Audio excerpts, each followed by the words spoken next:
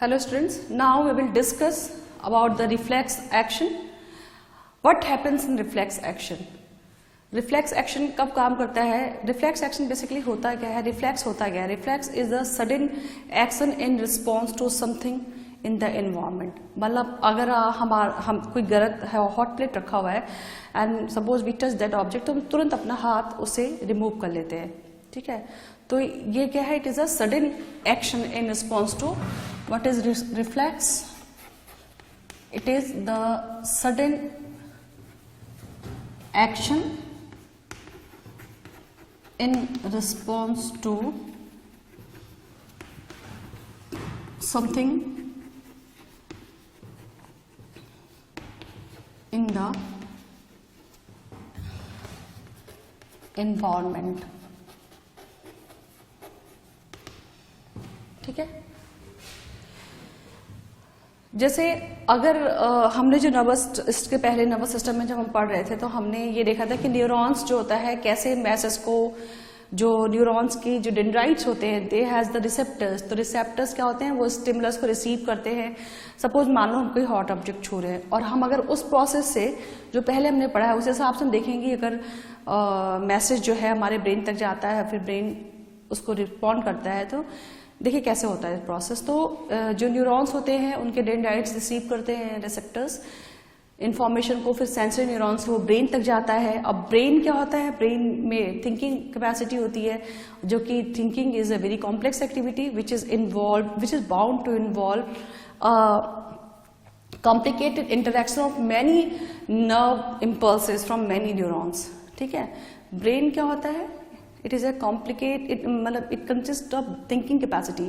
और थिंकिंग क्या होती है? It is a complex activity which is bound to involve complicated interaction of many nerve impulses from many neurons. तो अब जो इम्पल्स, एक ही इम्पल्स तो नहीं आ रहा है, बहुत सारे दूसरे भी एनवायरमेंटल इफेक्ट के चलते अलग other impulses are also travelling to our mind.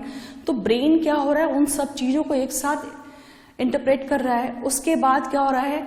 Brain order कर रहा है, वो ऑर्डर जो है डायरेक्शन दे रहा है, वो डायरेक्शन मोटर न्यूरॉन क्या होगा? हमारे इफेक्टर ऑर्गन में ले जाएगा, यानी कि हमारे मसल्स में ले जाएगा। और फिर ब्रेन हमें ये ऑर्डर देता है कि अपना हाथ हम वहां से हटा लें, अदरवाइज हम जल जाएंगे। तो ये मैसेज जो है जो ब्रेन दे रहा है वो मोटर न्यूरॉन्स के थ्रू हमारे मसल्स में जाएगा, हम हाथ तब फिर अपना हाथ उठाएंगे। तो आप सोचो इस प्रोसेस में टाइम लगेगा, है ना? ये पूरा जो नेटवर्क काफी कॉम्प्लिकेटेड नेटवर्क होता है, तो इसमें टाइम लगता है। तो इन दैट वे तो हमारा हाथ जल सकता है।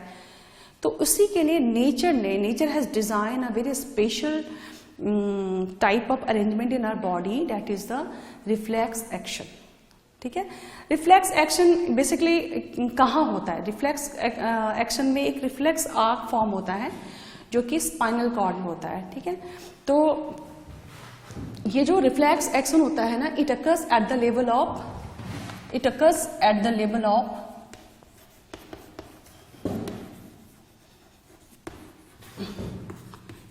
Spinal cord itself. Reflex action में क्या होता है कि जो इम्पल्सेस हैं उनको ब्रेन तक तो वो जाते हैं, लेकिन ब्रेन तक जाना, जैसे मैंने बताया कि फिर ब्रेन ऑर्डर करेगा और फिर हमारी बॉडी उस हिसाब से रिस्पॉन्ड करेगी, तो क्या होता है? हम जल सकते हैं। तो इसमें क्या होता है? वो मैसेज आने के पहले ही क्या होता है? हमारी बॉडी एक्शन परफॉर्म कर लेती है। कैसे? कि जो नर्व्स, ठीक है ना, जो नर्व्स इम्पल्स को डिटेक्ट करते हैं, स्टिमुलस को डिटेक्ट करते हैं, सॉरी, है ना, जो न्यूरॉन्स, जो नर्व्स स्टिमुलस को डिटेक्ट करेंगे, अगर they are connected with the neurons which are associated with the effector organs or like muscles or glands, जिनको कि एक्शन परफॉर्म करना है, तो क्या होगा? तुरंत ही जो है, जैसे ही उसने हमारी नर्व्स ने हीट डिटेक्ट किया, उसने इफेक्टर ऑर्गन को मैसेज पास किया और इफेक्टर ऑर्गन ने अपना मसल ने हमारे हाथ को पुल कर लिया। तो इस तरह से हम जलने से बच जाते हैं। तो ये सारी एक्टिविटी कहाँ होती है? जो न्यूरॉन्स होते हैं, they together meet at a point in the body and that is the spinal cord. Actually spinal cord हमारी बॉडी का वो पार्ट है जहां पे कि हमारी बॉडी में कहीं से भी जहां डिफरेंट प्लेसेस से जो नर्व्स आ रहे हैं ना, वो एक बंडल के फॉर्म में इकट्ठा होते हैं, फिर वहां से वो स्पाइनल कॉर्ड कहाँ हमारे ब्रेन में आता है। हर जगह से जो नर्व्स होते हैं ना, आके कहाँ पे स्पाइनल कॉर्ड, ठीक है, नीचे स्पाइनल कॉर्ड के एकदम लोअर वर्टिब्री में, वहां पे बेसिकली इकट्ठे होंगे, फिर वहां से बंडल के थ्रू सारे नर्व्स जो है हमारे ब्रेन तक आते हैं, ठीक है। तो रिफ्लेक्स एक्शन में क्या होगा कि जो इनपुट मैसेज है, जो इनपुट न्यूरॉन्स हैं जो कि स्टिमुलस को लेके आ रहे हैं, they are directly connected with the output neuron through the spinal cord.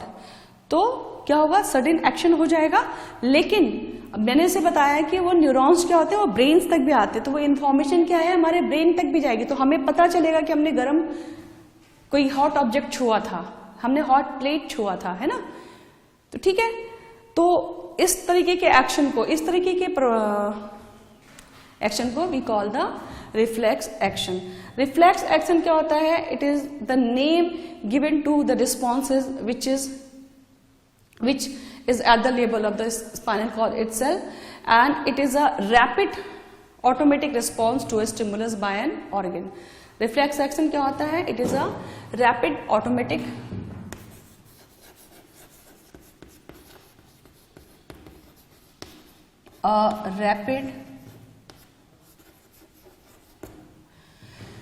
automatic response to a stimulus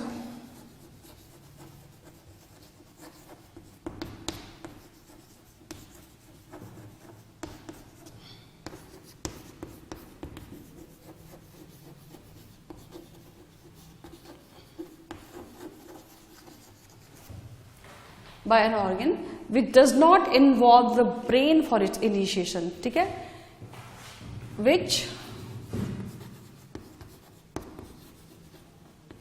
does not involve brain for its initiation। लेकिन ये ब्रेन को इनिशिएशन के लिए तो इन्वॉल्व नहीं कर रहा है, but yet yes message goes to the brain also, ठीक है। तो रिफ्लेक्स एक्शन बेसिकली क्या होगा, it is unconscious and involuntary responses of effector organs to a stimulus.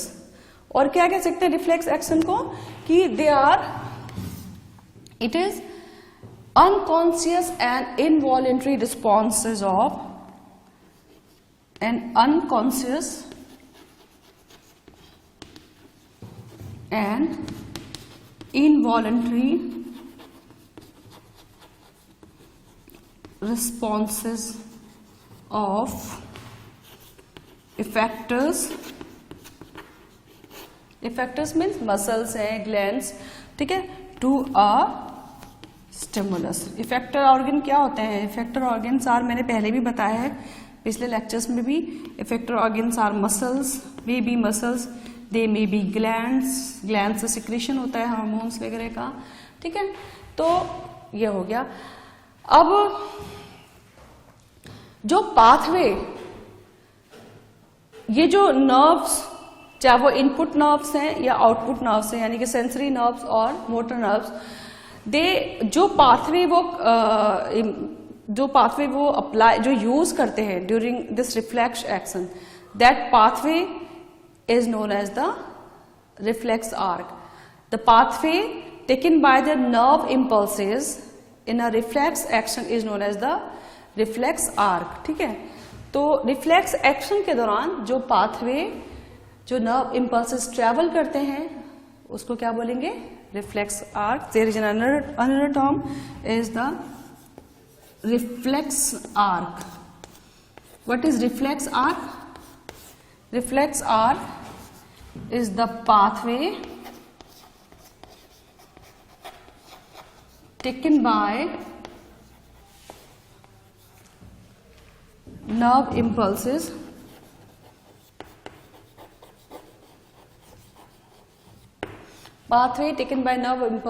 in a reflex action।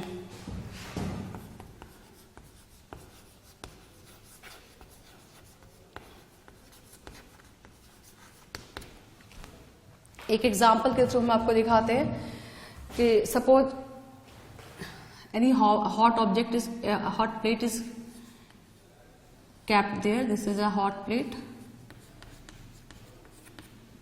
ठीक है, and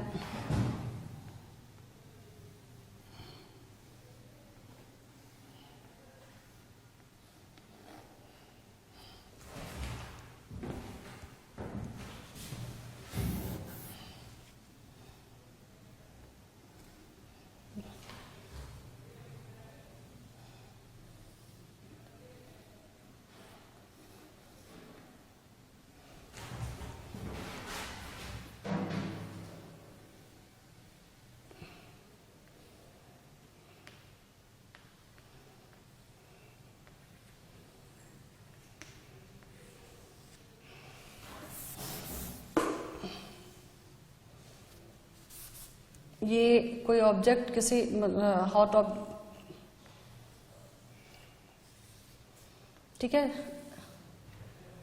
यहां पे क्या है, there are the muscle sales.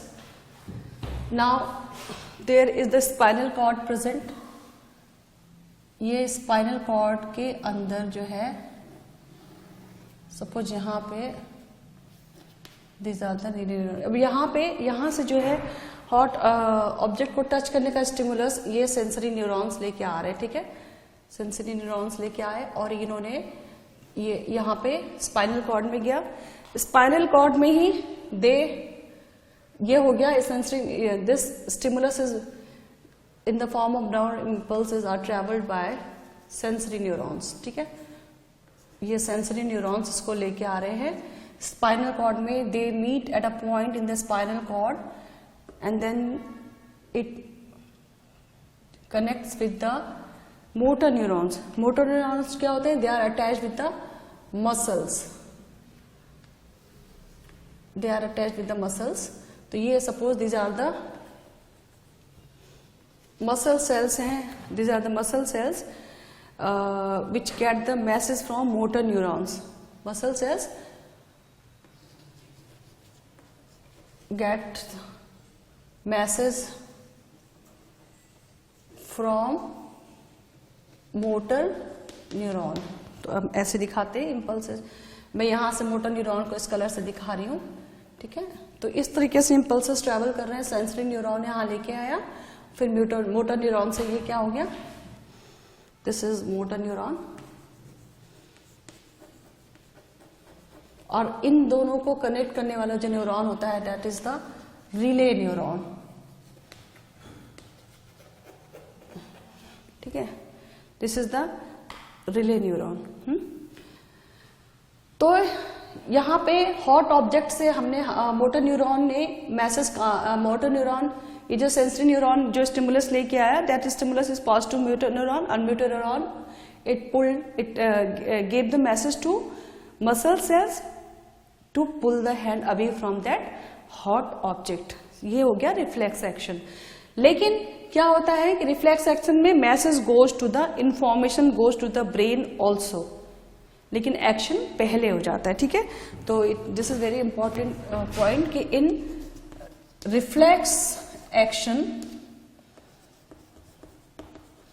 Message और information goes to the brain also. Brain को भी, तभी तो हमें पता चलता है कि हमने अभी क्या है हॉट प्लेट टच किया था. So this is a diagram to show reflex action and its path. ठीक है,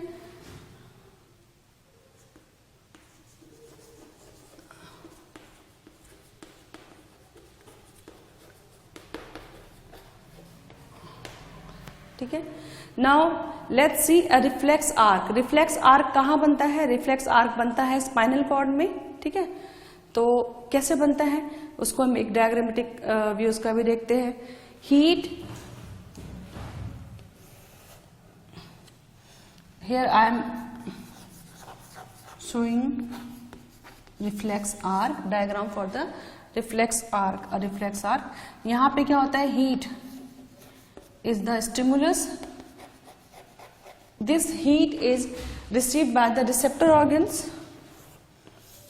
रिसेप्टर ऑर्गन ने इसको रिसीव किया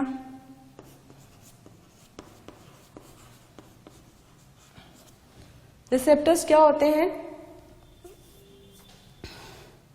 These are the these are the detectors which are present in the skin of the hand. Receptors क्या होते हैं? They are present in the skin of the hand. तो ये receptors ने heat को receive किया, फिर with the help of sensory neurons it goes to the spinal cord.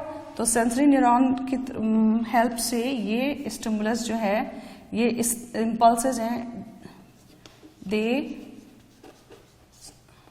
travels to spinal cord. Spinal cord के बाद फिर with the help of motor neurons,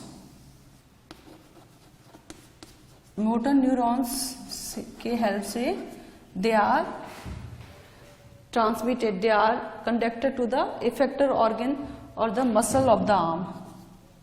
They are conducted to the effector organ. Effector organ क्या होता है? Muscle of arm.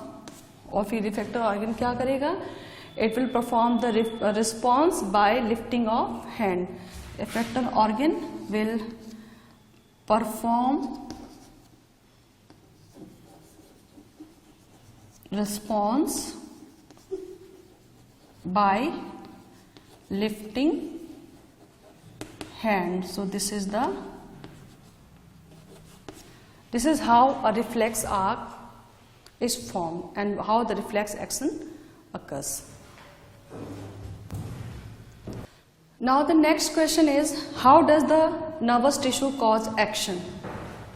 The next question which we have to deal with is, how does the nervous tissues cause action?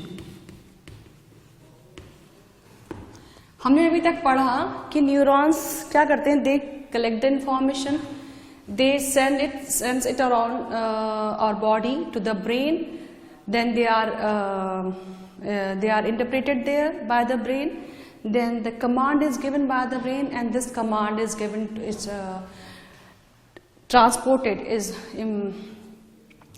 transmitted to the effector organ, that is the muscles mainly, right? Most very commonly type. So you can say that muscle tissue will do the final job when any action or movement is performed. कोई भी action या movement perform होता है तो जो final job होता है that is performed by the muscle tissue. जो मोटर न्यूरॉन होते हैं जो कि हमारे ब्रेन से इंफॉर्मेशन लेके, मैसेज लेके, है ना, कमांड लेकर के जो हमारे इफेक्टर ऑर्गन्स तक ले जाते हैं, और फिर इफेक्टर ऑर्गन्स ही होते हैं जो कि मूवमेंट को परफॉर्म करते हैं. तो it is always the muscle sales which do the final job. Now the question is कि how this movement is performed by the muscle cells. तो answer is by changing their shape. Muscle cells कैसे movement perform करते हैं? अपने shape को change करके perform करते हैं. अब इनका शेप कैसे चेंज होता है? ठीक है, तो पहले तो हम ये देखते हैं कि during any movement it is the muscle cells which perform the final job during any movement. ठीक है,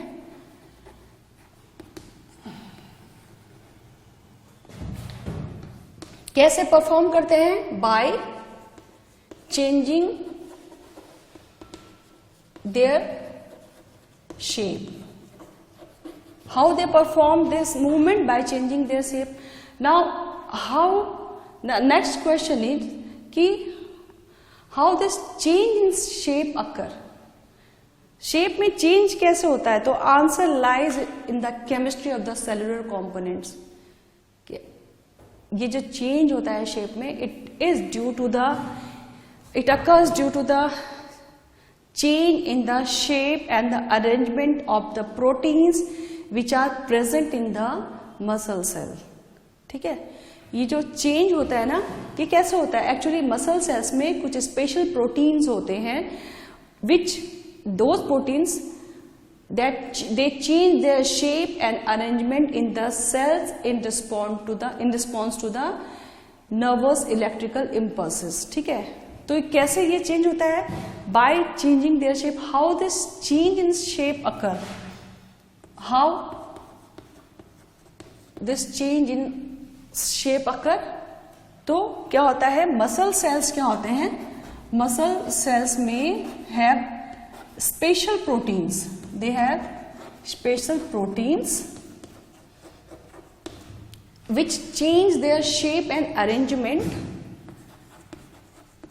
which change their shape and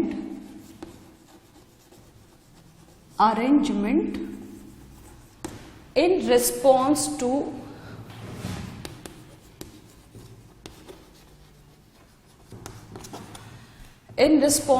nervous electrical impulses.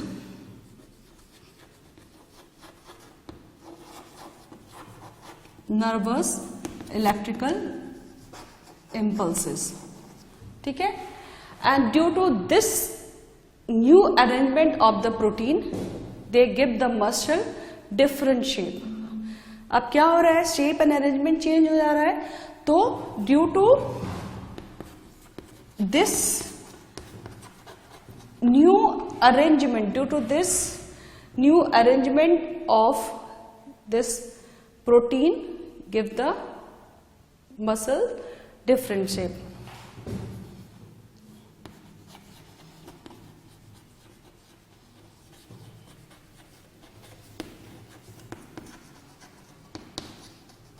This protein give the muscle different shapes, right? और जब different shape देगा तो क्या होगा? Muscle will perform the movement.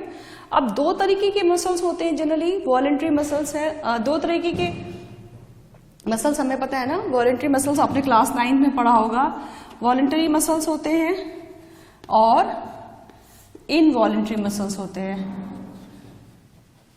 है ना. वॉलेंट्री मसल्स होते हैं और इनवॉलेंट्री मसल्स होते हैं. तो वॉलेंट्री मसल्स क्या होते हैं? They contract very rapidly and powerfully. ठीक है, वॉलेंट्री मसल्स क्या होते हैं? They contract very rapidly and powerfully, right. Where as जो इनवॉलेंट्री मसल्स होते हैं, इसमें जो होता है contraction is rhythmic and slow. Contraction is rhythmic and slow. अब इनका जो कॉन्ट्रैक्शन होता है वॉलंटरी मसल्स का, वॉलंटरी मसल्स के केस में जो कॉन्ट्रैक्शन होता है, it is under the control of central nervous system. ठीक है, वॉलंटरी मसल्स में जो कॉन्ट्रैक्शन होता है, कॉन्ट्रैक्शन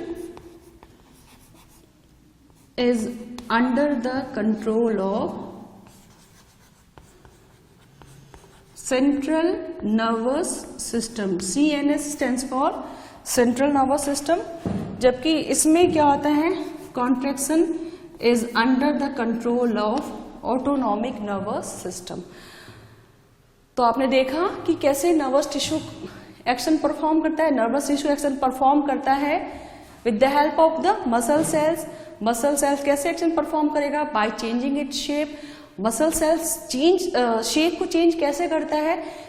जो मसल सेल्स में प्रोटीन होती है, these proteins they change their shape and arrangement when they receive the any nervous electrical impulses. ठीक है, और जो नया इस तरीके से जो नया शेप या नया अरेंजमेंट फॉर्म होता है, that is responsible for the change in the shape of the muscle, and this change in the shape of the muscle performs the action. So this is all about the human nervous system. Next I will start with the coordination in plants. After coordination in plant, we will discuss the endocrine system, that is the different hormones of the human beings. So next top, I am starting with the coordination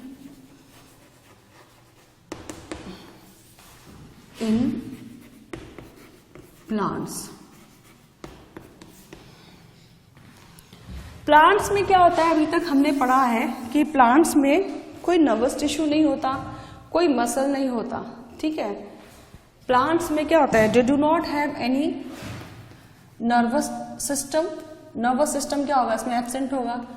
plants में muscles जो होते हैं absent होते हैं। तो plant कैसे movement perform करता है? प्लांट मूवमेंट परफॉर्म करता है in response to the external stimuli which it gets from the atmosphere. अब ये जो मूवमेंट परफॉर्म करता है plant, it may be dependent on growth और may be independent of growth, ठीक है।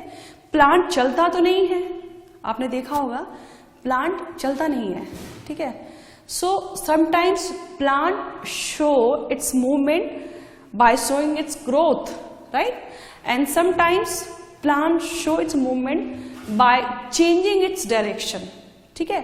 तो जो plant with the growth, the movement in the plant which is dependent on the growth, they are not dependent, they are not decided by the, they are not guided by the direction, ठीक है। they are independent of the direction, whereas there are certain types of the movement in the plant which are dependent on the growth, which are decided by the direction, ठीक है। so let's see, in case of plant, these plant movements, they are which occur in response to external plant movement. It occurs in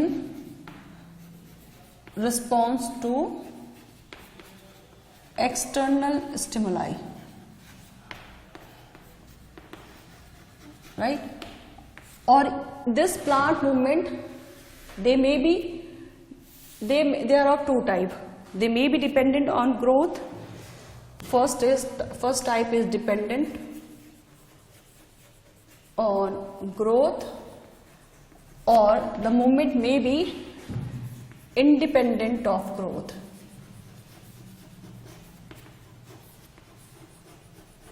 ठीक है। So the movement which is dependent on growth, they are also known as tropic movement. इसको और क्या बोलते हैं, tropic movement भी बोलते हैं, और we use the another term tropism, right. Where as the movement which is independent of the growth, it is also known as the nastic movement, ठीक है, नेस्टिक मूवमेंट, राइट। अभी जो ट्रॉपिक मूवमेंट होता है, what is tropic movement? It is a growth movement in response to external stimuli, ठीक है। तो tropic movement को कैसे डिफाइन करोगे? It is a growth movement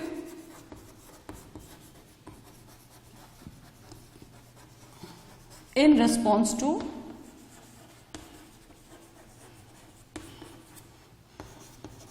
external stimuli, right. इसमें क्या होता है, direction of stimulus determines the direction of growth, direction of response, ठीक है। जो स्टिमुलस का डायरेक्शन होता है ना, that determines the direction of the response. So this is very important point here. In this case, direction of stimulus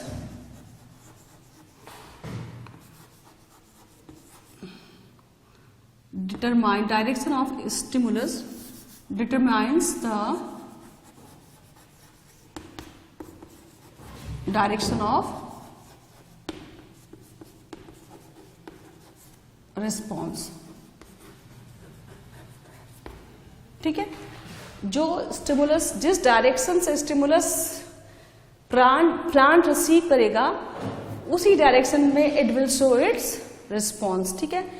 तो अब इस तरीके से जो ट्रॉपिक मूवमेंट होता है, Tropic response, it may be, it is of two types, positive tropic movement and negative tropic movement. So this tropic movement, it is of two types, positive tropism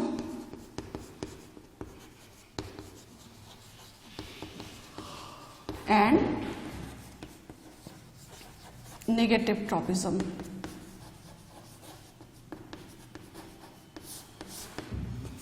positive tropism and negative tropism, और positive tropic movement और negative tropic movement. तो positive tropism में क्या होता है, growth of plant will occur towards the stimuli. अगर जो है प्लांट स्टिमुलाई की तरफ ग्रोथ, जहां से स्टिमुलाई रिसीव कर रहा है उस तरफ ग्रोथ शो करेगा, तो such type of movement is known as positive tropism. तो growth of plant towards stimuli. एक एग्जांपल में बताते हैं. सनफ्लावर का प्लांट आपने देखा है, सनफ्लावर का प्लांट हर्ब होता है, ठीक है. अब देखोगे जैसे जैसे सन का मूवमेंट होता है, जो फ्लावर है ना, it faces, it turns itself towards the sun. तो इस तरह का मूवमेंट जो कि which occurs in response to stimuli, ठीक है, is known as the tropic movement. जैसे आप किसी डार्क रूम में हम एक प्लांट रख देते हैं, पॉटेड प्लांट रखते हैं, ठीक है, और कहीं एक पर्टिकुलर एक ही पोजीशन से, एक ही जगह से लाइट को, सनलाइट को आने देंगे, ठीक है, सनलाइट आएगा. तो आप देखोगे आफ्टर 2 to 3 days जो प्लांट पहले तो स्ट्रेट था, आप देखोगे वो प्लांट का जो अपर पार्ट है, it will bend towards the direction of the sunlight. जहां से सनलाइट आ रहा है उस तरफ वो बेंड हो जाएगा. अभी हम इसको फोटोट्रोपिज्म में देखेंगे विद एन एग्जांपल. तो such type of movement in which the growth of plant occurs towards the stimuli is known as the positive tropic movement. When growth of and the case where the growth of plant away growth of plant takes place away the stimuli, then it is known as the negative tropism. So here the growth of plant away the stimuli, ठीक है. तो हमारे in case of plants, in case of tropism, in case of tropic movements, there are 5 types of the tropic movements. I will discuss it after a while. Now the types of tropism. Types of tropic movement or the tropism. So there are mainly 5 types of the tropic movement. First is phototropism. Phototropism, ध्यान देना, it is not trophism, trophic, it is tropism, right? तो phototropism is the response of plant to light. Phototropism किसको कहते हैं? It is the response of plant to light. ठीक है. मान लो कि जैसे मैंने किसी एक कार्टन के बॉक्स में, जो कि खाली एक साइड से खुला रहेगा, ठीक है. Suppose there is a carton box which is open only from one side and I kept a plant there in that, ठीक है. एक पॉटेड प्लांट रखा इस तरीके से, ठीक है, और सनलाइट जो है it is coming from only one direction like this. तो आप देखोगे कि after 2 to 3 days, suppose this is the plant, पहले तो ये इस तरीके से रहेगा, एकदम इरेक्ट प्लांट था, but after some time, after 2 to 3 days, you will see that this plant part is bent towards the light, ठीक है. तो क्या होगा, ये जो है इस तरीके से प्लांट इस तरीके से लाइट की तरफ बेंड हो जाएगी. सो this is the example of phototropism, how the plant moves towards the stimulus of the light. Second type of tropic movement is geotropism. अब ये चूंकि it is responding to the stimulus, it is moving towards the stimulus, that is why it is known as the positive phototropism. इसको क्या बोलेंगे? Positive phototropic movement or positive phototropism. Geotropism, it is the response of plant to gravity. Response of plant to gravity. आप मान लो कोई plant इस तरीके से अर्थ के पैरेलल पॉटेड प्लांट हमने रखा, तो आप देखोगे कि प्लांट जो है, जो रूट है, root will move towards downward towards the earth surface and towards the soil. So it shows the positive geotropic movement. But the shoot of the plant, it will, which contains many leaves, it will grow upwards towards the sunlight. तो इस तरीके से this is the root of the plant. It is the root of the plant which is showing here positive geotropic movement. ठीक है, positive geotropic movement कौन show कर रहा है? Root. But the stem of the plant it is showing negative geotropic movement. ठीक है, negative tropism हमने पढ़ा था, where the plant move away the stimulus, right. Third type of tropic movement is chemotropism, जो कि हमें पॉलन ट्यूब ग्रोथ के समय दिखता है. Suppose this is the structure. Here I am drawing a structure of the female part of the plants.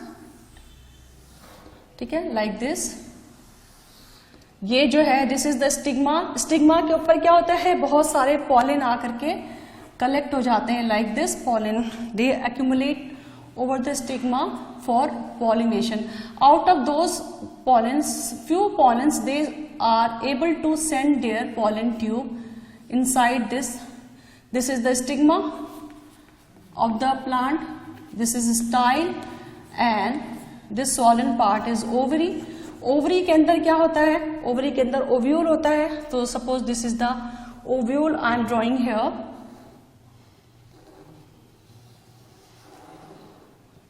This is the ovule I am drawing here. ठीक है, like this. और ovule के अंदर क्या हो रहा है? यहाँ पे this is the egg cell. This is the female nucleus of, N stands for nucleus of egg cell. ठीक है. अब ये जो pollen tube है, ये pollen grains, they sends the pollen tube. And pollen tube के थ्रू ही क्या होता है? It will send its male nucleus inside the, this is the male nucleus. ये मेल न्यूक्लियस है which is, this is the male nucleus of pollen. ठीक है, जो कि which is send to the female nucleus, to the egg ovule of the ovule for the fertilization with the female nucleus of the egg. So this movement is occur due to certain chemicals. This movement is occur in response to the certain chemicals which are released by the ovule here. ठीक है, तो such type of movement is known as the chemotactic movement. Example, growth of pollen tube growth, right. Another type of movement is hydrotropic movement. Hydrotropic movement you can see in the root of the plant. Root of the plant क्या होते हैं? They show hydrotropic movements. They grow inside deep in the soil to reach the soil, water level to absorb the water and to send it to the other parts of the tree or the plant. The last type of the movement is the thigmotropic movement. Thigmotropism or the thigmotropic movement, which occur in response of plant to touch. ठीक है, ठीक है. जैसे कि आपने देखा होगा कुछ प्लांट्स होते हैं जिनका स्टेम बहुत वीक होता है, तो दे नीड सपोर्ट. तो when they come in contact with any other strong any other healthy plant or any other strong stem, like this is the bamboo stem, and here I am drawing a plant with the weak stem. अब इस plant की क्या होंगी? This plant has very weak stem and it has many leaves. तो some leaves of the plant they will convert in the form of tendril. ये leaf जो है they will convert in the form of tendril and will wrap around. They take the support of the another plant or another stem like this. So this is the leaf. Here the leaf is forming tendril, so that's why it is known as the leaf tendril, which has got the weak stem. ये weak stem है, so it is not able to stand erect at its own, so it needs support. So it is taking the support of this bamboo stick. Bamboo stick is strong enough to give the support to this weak plant, and here it is taking the support with the help of these leaves, which converts into the form of tendril. Sometimes these stem itself they convert into the form of tendrils to get the support from the strong stems. So here these tendrils they coil around the stem and they will take the support from this stem. So this is all about the tropic movements. Next I will be discussing with the nestic movement. Thank you.